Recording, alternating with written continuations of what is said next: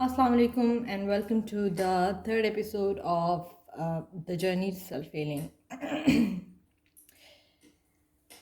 अच्छा, तो आपने नोटिस किया होगा कि जब भी हम कोई मोटिवेशनल स्पीच सुनते हैं या कोई भी सेल्फ हेल्प की बुक पढ़ते हैं या कुरान की तफसीर सुनते हैं तो या कोई भी कुरान की कोई क्लास लेते हैं तो कुछ टाइम तो हम पे उन सब चीज़ों का असर रहता है और फिर हम दोबारा अपनी हैबिट्स और अपनी रूटीन्स पे आ जाते हैं। वेट लॉस की ट्राई करते हैं और फिर वापस अपनी रूटीन पे आ जाते हैं।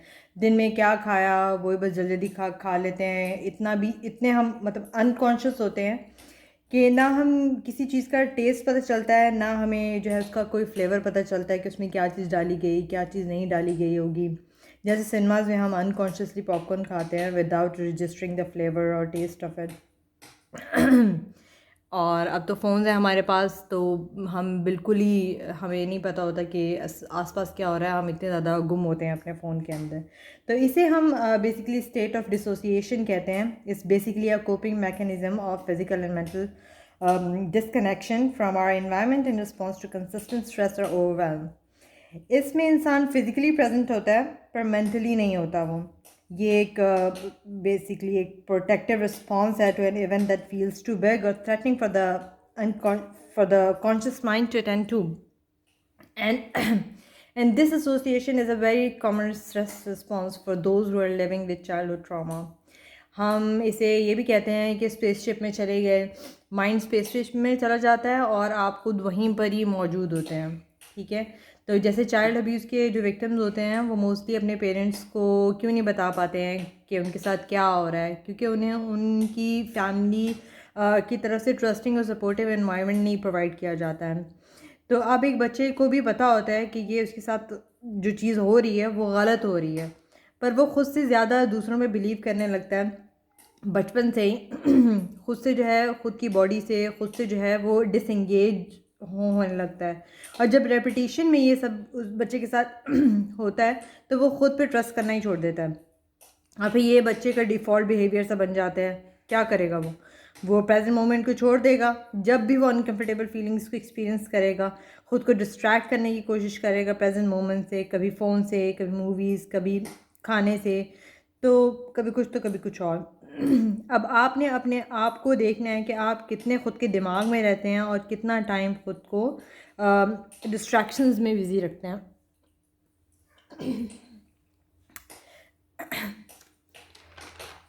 ठीक है, तो जितने भी ट्रॉमास हम अपने बचपन में सस्टेन करते हैं वो लास्टिंग इम्प्रिंट्स छोड़ते हैं हमारी बॉडीज़ और हमारे माइंड्स के ऊपर। That means what ever happens in childhood, specially the negative experiences, they stay with us for a life time. अब ट्रॉमा सिर्फ सेक्शुअल अब्यूज़ को ही नहीं कहा जाता है, जैसे कि ज़्यादातर लोग यही समझते हैं कि सेक्शुअल अब्यूज़ ही चाइल्डहुड ट्रॉमा है। ट्रॉमास जिन्हें हम नॉर्मल फैमिलीज़ में भी हम देखते हैं कि उनमें भी कहीं ना कहीं जो है होता है। एंजाइटी, पैनिक अटैक्स ट्रॉमा के रिजल्ट्स होते हैं। स्टेट ऑफ फेयर में रहना ट्रॉमा रिस्पॉन्स है। ट्रॉमा हम हर एक नेगेटिव इवेंट को कहते हैं और हर इंसान अपनी लाइफ में किसी न किसी नेगेटिव इवेंट से जो है वो गुजरता है। और जो ट्रॉमेटाइज जब हम होते हैं ना, तो ज़िंदगी के बहुत से हिस्से हमें याद रह जाते हैं और किसी को बहुत से हिस्से जो है वो भूल जाते हैं। तो this is actually a characteristic of trauma के कभी जो है हमें बहुत सारे मतलब चंक्स अपनी लाइफ के जो है ना वो कुछ याद रह जाते हैं और कुछ जो है वो हमें भूल जाते हैं। तो ये जो डिसोसिएशन है, it's basically a process of simultaneously knowing and not knowing. और जो लोग ट्रॉमेटाइज्ड होके डिसंगेज हो जाते हैं उन्हें या तो थोड़ा बहुत याद रहता है या बहुत कुछ जो है वो भूल जाते हैं। So it's the extremes at both ends. हम तब ट्रॉमा से कंसिस्टेंटली गुजरते हैं जब हम खुद को बिट्रे करते हैं अपने पेरेंट्स से प्यार पाने के लिए। जब हमें कंसिस्टेंटली ऐसे ट्रीट किया जाए कि हमारी कोई इम्पोर्टेंस नहीं है, हमारी चॉइस की, हमारी ओपिनियन की, हमारे डिसीजन की, इसका रिजल्ट क्या होता है? Disconnection from our authentic self. And trauma creates the fundamental believe that we must betray who we are in order to survive और टू बी लव्ड। अब पेरेंट्स का हमारी ज़िंदगी के अंदर जो है वो क्या रोल होता है या होना चाहिए है, ठीक है। तो हम इस चीज़ पे बात करेंगे कि क्या पेरेंट्स का बेसिकली रोल क्या है हमारी ज़िंदगी के अंदर, अपने बच्चों की ज़िंदगी के अंदर जो है वो क्या रोल है। मोस्टली हम ये समझते हैं कि उन्होंने पैदा किया है तो दे ओ आवर लाइव्स, या we owe our lives to them, which is not correct. A parent's role is to be a guide. एक लविंग पेरेंटल रिलेशनशिप बच्चे को एक सिक्योर बेस प्रोवाइड करता है जहाँ वो दुनिया के अप्स एंड डाउन्स को देखते हुए वापस आ सके। अब गाइड जो होता है वो नॉन जजमेंटल होता है, वो जज नहीं करता, वो बच्चे को वैसे ही रहने देता है जैसे वो होता है। वो बच्चे की एक्सपीरियंसेस को शेप करने की कोशिश नहीं करता, उसको इनवैलिडेट करने की कोशिश नहीं करता, उसको जज करने की कोशिश नहीं करता है। तो गाइड का काम जो है वो सिर्फ ऑब्जर्व करना होता है and basically act from a state of awareness and wisdom. इससे क्या होता है, बच्चा एक्सपीरियंस करता है नेचुरल कॉन्सिक्वेंसेस को ऑफ देयर एक्शंस बगैर किसी इंटरवेंशन के, और गाइड सिर्फ फाउंडेशन बनाएगा कि वो बच्चा खुद पे और खुद के डिसीजंस पे और अपने ओपिनियंस के ऊपर जो है वो ट्रस्ट कर सके। तो इसका मतलब ये नहीं है कि बच्चा पेन, लॉस या एंगर या ग्रीफ को अवॉइड करेगा, नहीं, बिल्कुल भी नहीं। गाइड ने बेस बना दिए बच्चे में सिक्योरिटी और रिजिलियंस की, to which they can return to when hard times come.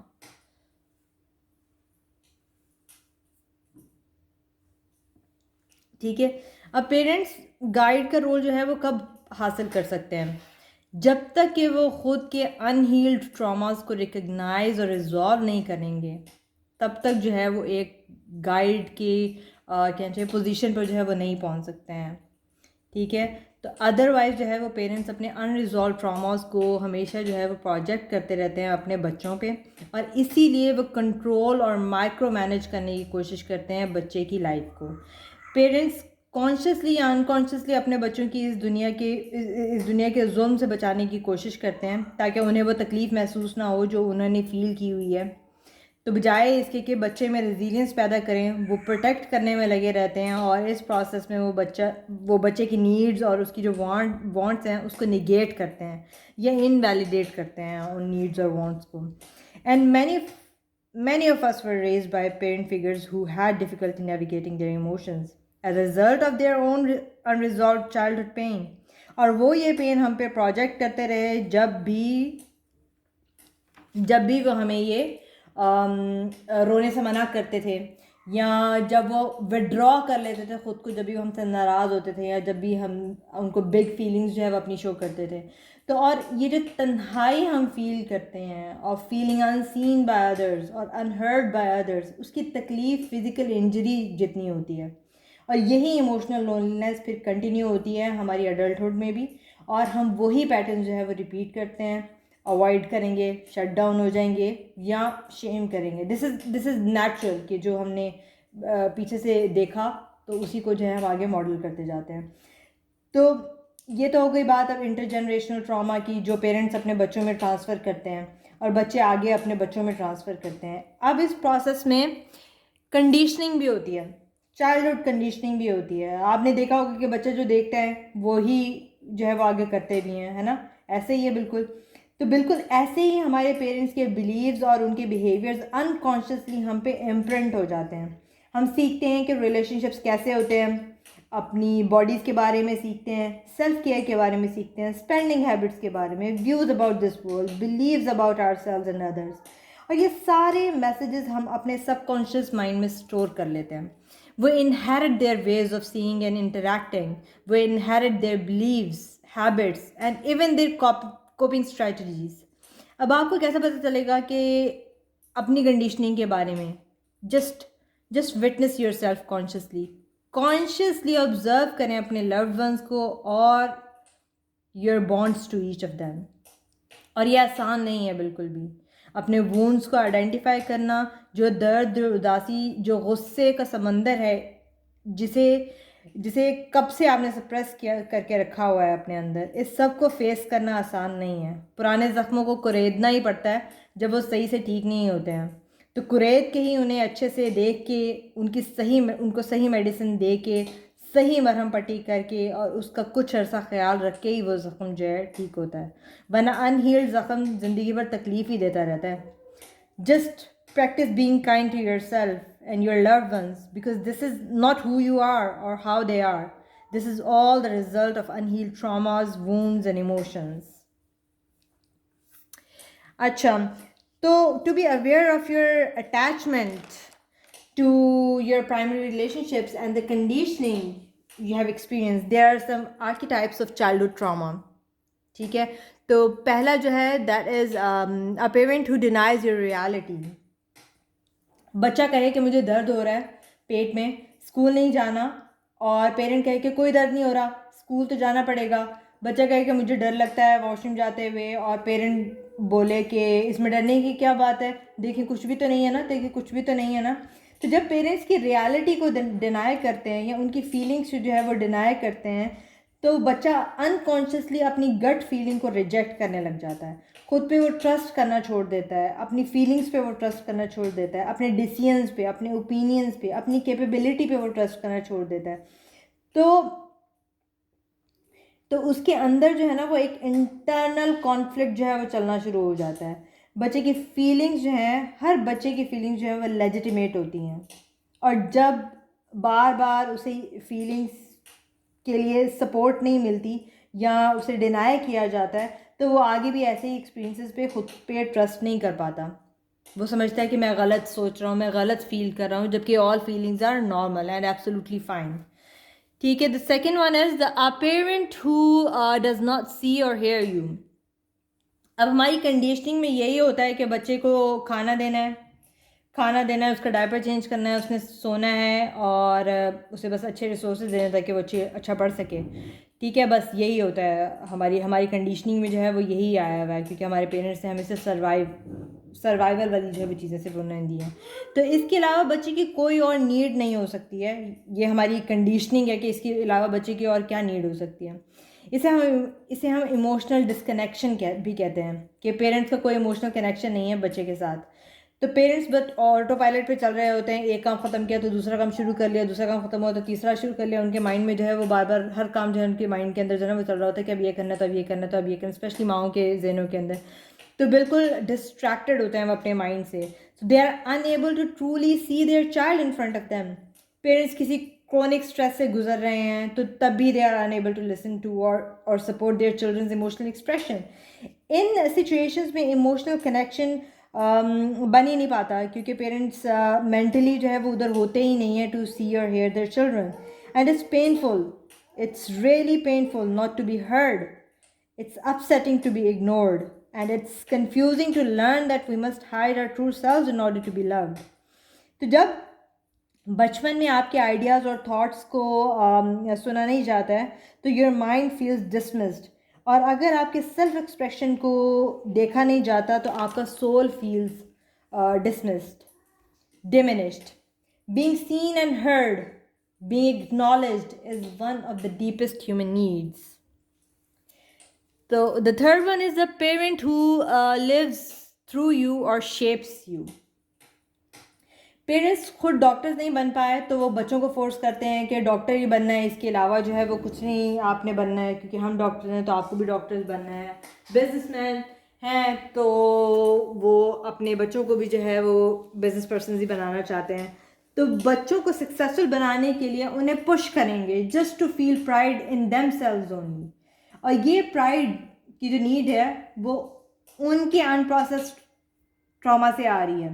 Result क्या है? बच्चा feels oppressive amount of pressure to succeed, के he abandons parts of himself, parts of their authentic self to please the parent figure. अपनी validity success के through किसी और से establish करने से पेरेंट्स एक तो डिसअपॉइंट होते हैं, दूसरा बच्चे में कहीं ना कहीं रिसेंटमेंट आ जाती है. तो रिज़ल्ट क्या होगा इस चीज़ों का? बच्चे में इनडिसाइसिवनेस आ जाती है, प्रोक्रेस्टिनेशन आ जाती है, ऑब्सेसिव नीड टू सक्सीड जो है वो उसके अंदर आ जाती है. The next one is a parent who does not model boundaries. छोटे बच्चे को अगर हम कुछ करने कहें जो उसे पसंद ना हो, वो सीधा इनकार कर देता है हमें, क्योंकि उसे वो चीज़ पसंद नहीं है. Just because he doesn't want to do it और ही डजेंट लाइक इट, वो सीधा आपके मुंह पे आपको इनकार कर देगा. ठीक है, तो कुछ पेरेंट्स को नहीं पता होता बाउंड्रीज़ का. बच्चों की डायरी पढ़ लेते हैं, उनकी कॉल्स सुनना, उनके फ्रेंड्स फ्रेंड्स की बातें सुनना, बाद में बच्चे को शेम करना या उसे पनिश करना जो भी उन्होंने पढ़ा या सुना हो, तो ये बच्चे को क्या सिखाता है कि हमारे लव्ड वंस हमारी बाउंड्रीज को क्रॉस कर सकते हैं, and these boundary crossing are part of closeness या प्यार है। और बच्चा इसके ऑपोजिट भी सीख सकता है कि टू बी हाईली सिक्रेटिव या protective with their personal details. Shell में चला जाता है वो, कुछ जो है वो शेल में चले जाते हैं, कुछ जो है वो कहते हैं कि it's just a part of being close और टू बी लव्ड। तो बाउंड्री तब भी क्रॉस होती है जब एक पेरेंट अपने स्पाउस की कंप्लेन करता है बच्चे से, क्योंकि बच्चा is not a parent's friend and can become overwhelmed. So these are the this is the boundaries, this is about boundaries. तो बाउंड्रीज जो हैं वो ज़रूर रिलेशनशिप्स में होना जो है वो बहुत ज़रूरी है। The next one is parents who is overly focused on appearance. बच्चा हर वक्त प्रेजेंटेबल लगे या ख़ुद बच्चे के वेट या किसी और फिज़िकल एट्रीब्यूट पे कमेंट करेंगे, ख़ुद पे या किसी और पे जो है वो कमेंट करेंगे फिज़िकल अपीयरेंस पे, तो बच्चा जल्दी सीख लेता है कि some of the parts are acceptable and some of the parts are not acceptable. अब उसकी लाइफ लॉन्ग प्रैक्टिस जो है ना वो शुरू हो जाती है कि to receive love is based on one's outward appearance.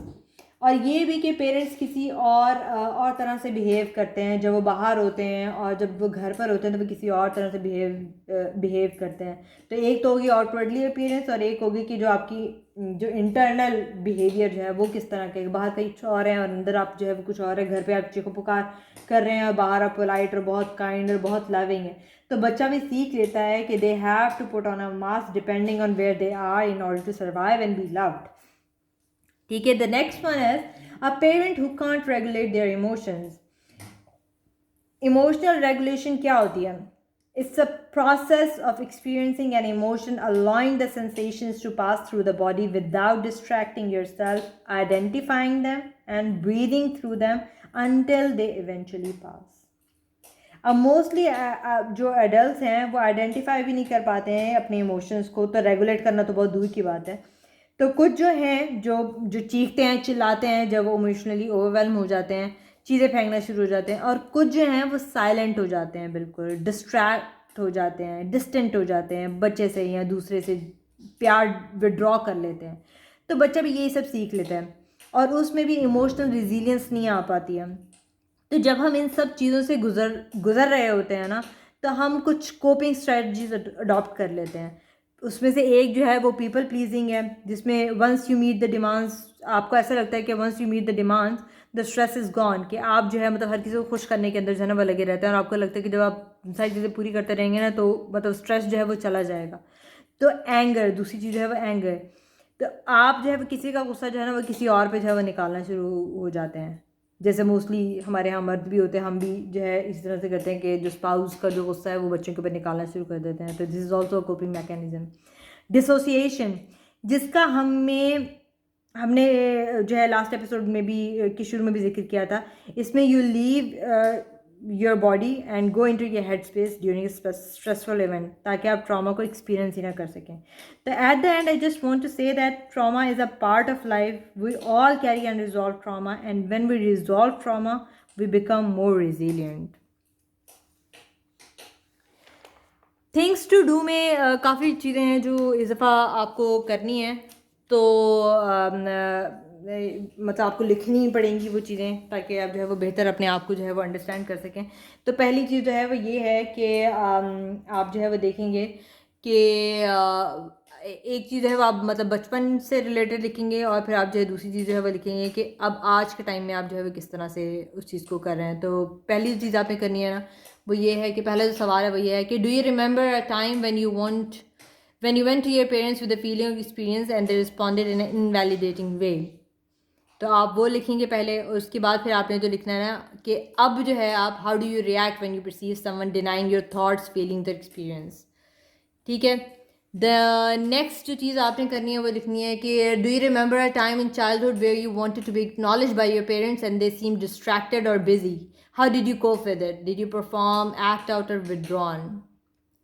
और अब के बारे में जो आपने लिखना है वो ये लिखना है, do you find yourself desperately trying to make others see hear you, और do you have a deep underlying sense of being generally unacknowledged. ठीक है, तो नेक्स्ट चीज़ जो है वही आपने जो है ना वो करनी है ये, do you remember a time when you got messages about who you were और वर नॉट। आपके पेरेंट्स ने कभी कहा हो कि तुम बहुत सेंसिटिव हो या सब सब्जेक्ट्स में 90 से ऊपर मार्क्स आने चाहिए तो टू मेक अस प्राउड। क्या कुछ चीज़ें जो आप उनकी मर्ज़ी से करते थे वो उतने ही पैशनेटली कर पाए या बस उनको खुश करने के लिए करते थे। फिर जो इसी में आप जो अगली चीज़ जो करेंगे वो क्या है कि व्हाट मोमेंट्स, रिलेशनशिप्स और experiences do you find yourself going through certain motions without real passion or personal purpose behind them? Do you have feelings of shame, confusion or lack of fulfillment? ये जो है आप लिखेंगे। Next में जो है वो आप लिखेंगे कि do you remember a time when personal limits were violated in childhood, या अगर बाउंड्रीज थी ही नहीं तो वो जो है वो चीज़ है वो आप लिखेंगे।